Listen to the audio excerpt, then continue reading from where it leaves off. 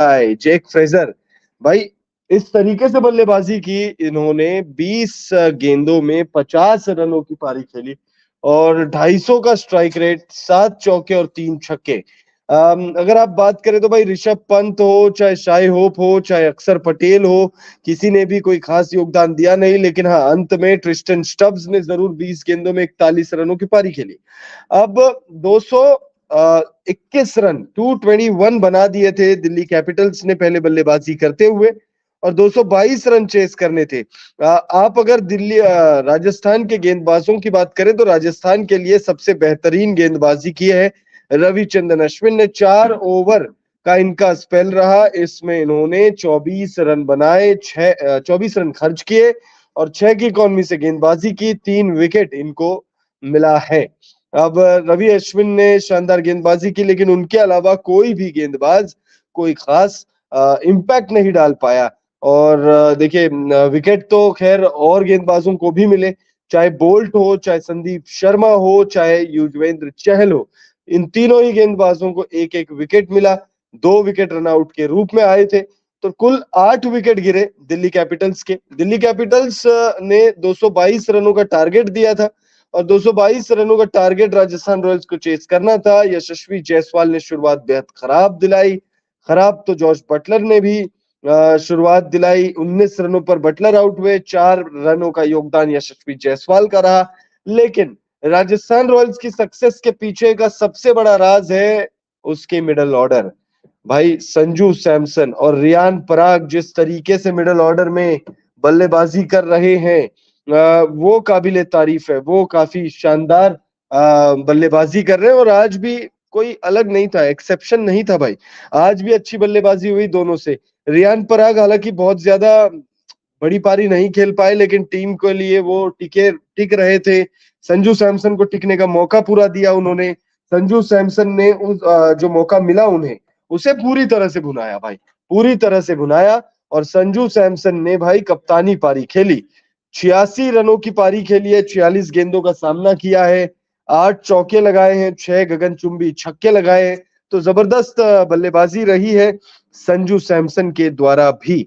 और लेकिन संजू सैमसन की बल्लेबाजी काम नहीं आई, क्योंकि भाई जब अंत में कितने रन चाहिए थे, 19 गेंदों में कुछ 38 के आसपास रन चाहिए थे। और 19 गेंदों में 38 रन चाहिए थे, लेकिन उसके बावजूद रोमेन पॉवेल, भाई रोमेन पॉवेल को निकाल क्यों नहीं देती टीम? रोमेन पॉवेल को निकाल क्यों नहीं देती टीम? क्योंकि रोमेन पॉवेल जो है भाई लगातार मौके, अच्छा 6 गेंदों में 29 चाहिए थे और 19 पे मैं बस ये देख रहा हूँ कि भाई दो आखिरी के 2 ओवर में कितने चाहिए थे, 37 चाहिए थे, 38 नहीं 37 चाहिए थे। मैं तो उल्टा 1 रन ज्यादा बता रहा था। 2 ओवर में, अंतिम के 2 ओवर में चाहिए थे 37।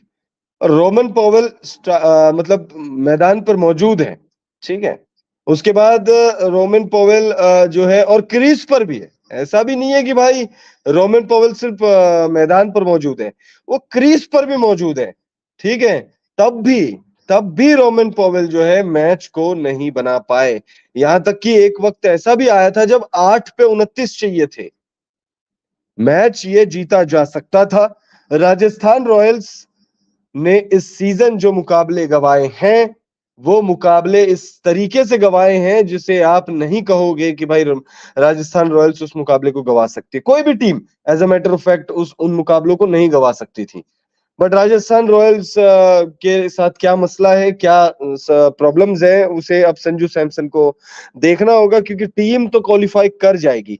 टीम अभी देखिए ऑफिशियली क्वालिफाई नहीं की है, लेकिन आप सबको पता है, जितने भी लोग आईपीएल फॉलो कर रहे हैं, हम सब जानते हैं कि भाई राजस्थान रॉयल्स क्वालिफाई करने जा रही है।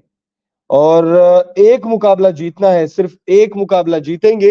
राजस्थान रॉयल्स और केकेआर के साथ मसला ये नहीं है कि वो क्वालिफाई करेंगे या नहीं करेंगे, उनके साथ मसला ये है कि वो किस नंबर पर क्वालिफाई करेंगे। अब देखिए, इस मुकाबले को जीतने के बाद पॉइंट्स टेबल बहुत ज्यादा दिलचस्प हो चुका है भाई। पॉइंट्स टेबल रोचक हो चुका है, पॉइंट्स टेबल में हलचल आ गई है, पॉइंट्स टेबल बहुत दिलचस्प हो चुका है। अगर आप पॉइंट्स टेबल देखें, अपडेटेड पॉइंट्स टेबल, तो लखनऊ सुपर जायंट्स नीचे चली गई है भाई, नीचे चले गई है लखनऊ सुपर जायंट्स। अगर आप पॉइंट्स टेबल देखेंगे तो पॉइंट्स टेबल में दिल्ली कैपिटल्स ने एक छलांग लगाई है। दिल्ली कैपिटल्स 6 मैच जीत चुकी है, 12 मैच हो चुके हैं। अब 2 मुकाबले जीतने हैं दिल्ली कैपिटल्स को, जिसमें से एक मुकाबला या दोनों मुकाबले अच्छे मार्जिन से जीतना है। ये नहीं कि जीतना है भाई, जीतने से काम नहीं होगा। वहां सनराइजर्स हैदराबाद बैठी है ऊपर, जो तीनों मुकाबले जीत जाएगी तो फिर क्वालिफाई हो जाएगी। सीएसके बैठी है, अगर वो तीनों मुकाबले जीत गई तो क्वालिफाई हो जाएगी। अगर सीएसके तो खैर 2 भी जीत जाएगी और एक मुकाबला बस जैसे तैसे, मतलब अगर हारते भी है तो बहुत बड़े मार्जिन से ना हारे, तो सीएसके तो फिर भी क्वालिफाई कर रही है। मसला यहाँ पे फंस रहा है दिल्ली कैपिटल्स और लखनऊ सुपर जायंट्स और सनराइजर्स हैदराबाद। अब 3 टीमें हैं रेस में, और ऊपर की 3 टीमें तो लगभग लगभग क्वालिफाई हो ही रही है।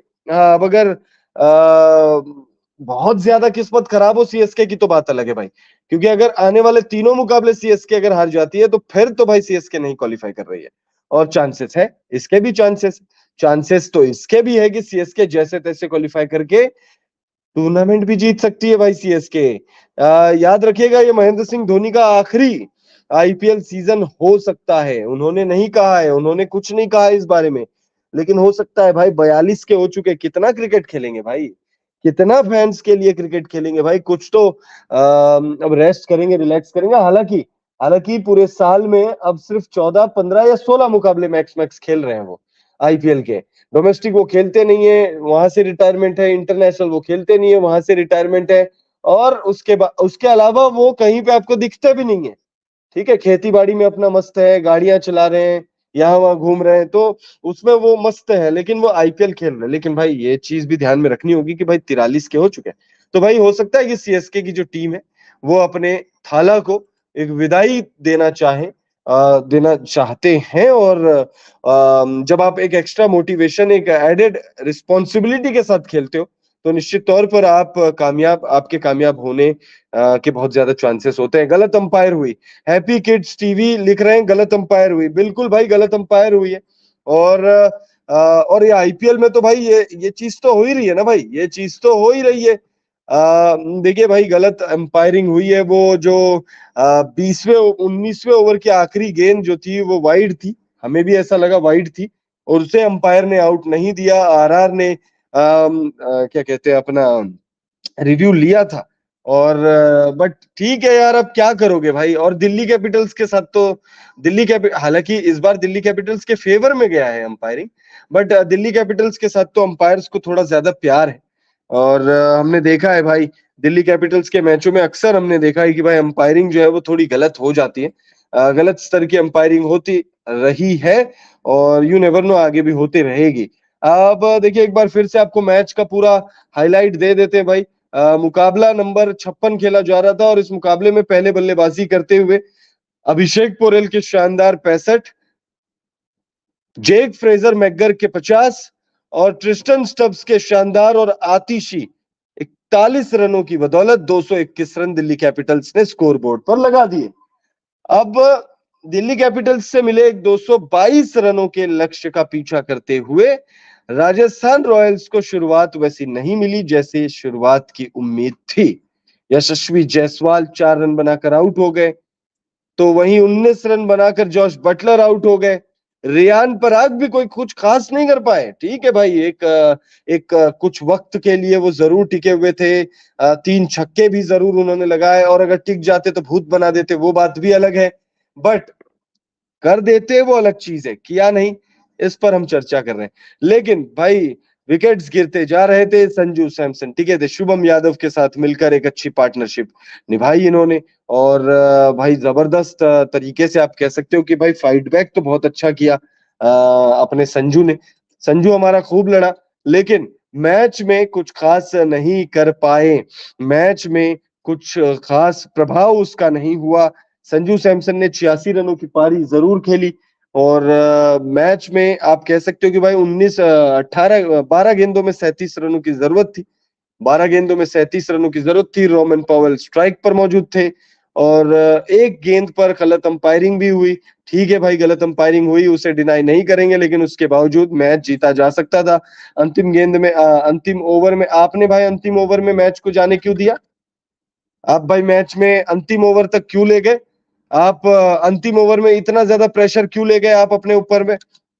आपके पास 37 रन थे, छह गेंदे, मतलब अंतिम ओवर को आप छोड़ दीजिए तो 6 गेंदे फिर भी थे आपके पास, लगा देते भाई, 20-25 रन लगा देते उसी ओवर में, तो भाई मैच तो जीता जा सकता था। और आईपीएल है भाई, लोकल टूर्नामेंट तो है नहीं। रिंकू सिंह वाला वो मैच हमेशा सबको याद आता रहेगा। अंतिम ओवर में 29 रन चाहिए थे, भाई ने 5 छक्के लगा दिए थे। हालांकि रोज रोज ये कारनामा होता भी नहीं है। रिंकू सिंह ने उसके बाद उस एक मैच के बाद, उस कारनामे के बाद भी ऐसा कुछ किया नहीं है उन्होंने। बट ठीक है भाई, वेस्ट इंडीज के धाकड़ खिलाड़ी है, वेस्ट इंडीज की टीम के बैकबोन माने जाते हैं। T20 वर्ल्ड कप में टीम के अभिन्न हिस्सा है और टीम को लीड भी करेंगे। तो भाई लेकिन उसके बावजूद मैच जो है भाई, मेरे हिसाब से भाई बैक टू बैक अब ये 2 मुकाबले रोमन पॉवेल ने हरा दिए हैं। रोमन पॉवेल पिछला मुकाबला भी जिता सकते थे और पिछले मैच में भी रोमन पॉवेल चले नहीं, और इस मुकाबले में भी भाई रोमन पॉवेल चाहते तो मुकाबला जिता सकते थे, बट क्या करेंगे भाई, अब संजू सैमसन के नसीब में लिखा नहीं था। संजू सैमसन इस मुकाबले को जिताना चाहते थे, भरसक प्रयास भी किया हमारे संजू ने, लेकिन संजू सैमसन की कोशिशों को विफल करवा दिया भाई। रोमन पॉवेल ने विफल करवा दिया संजू सैमसन के कोशिशों को। और ठीक है, कोई बात नहीं। अब फिलहाल अगर पॉइंट्स टेबल आप देखोगे तो पॉइंट्स टेबल में नंबर 1 और नंबर 2 पर केकेआर और आरआर मौजूद है। और इस हार से आरआर को कुछ हुआ तो नहीं है, लेकिन भाई अगर कंटिन्यू ऐसे हारते रहे और गलती से, अबे हालांकि उसके चांसेस बहुत कम मुझे नजर आते हैं, कर सकती है सीएसके, ओवरथ्रो कर सकती है सीएसके, चाहे, अगर सीएसके चाहे, चाहे तो क्या होता है, मतलब चाहेगी सीएसके करना, अगर अगले तीनों मुकाबले सीएसके जीत जाती है तो 12, 14, 16, 18, 18 अंक तक पहुंच सकती है। और अगर आरआर अगर आरआर तीनों मुकाबले अगले हार जाए तो फिर भाई टॉप 4 में तो बनी रहेगी, इसमें कोई डाउट नहीं है। लेकिन टॉप 2 का जो मसला है उससे बाहर हट जाएगी। और भाई टॉप 2 में कोई भी टीमें क्वालिफाई करना चाहेगी। आरआर और केकेआर अब जब इतना ऊपर आ गए हैं तो वो चाहेंगे कि वो टॉप 2 में फिनिश करे, ताकि अगर प्लेऑफ्स में वो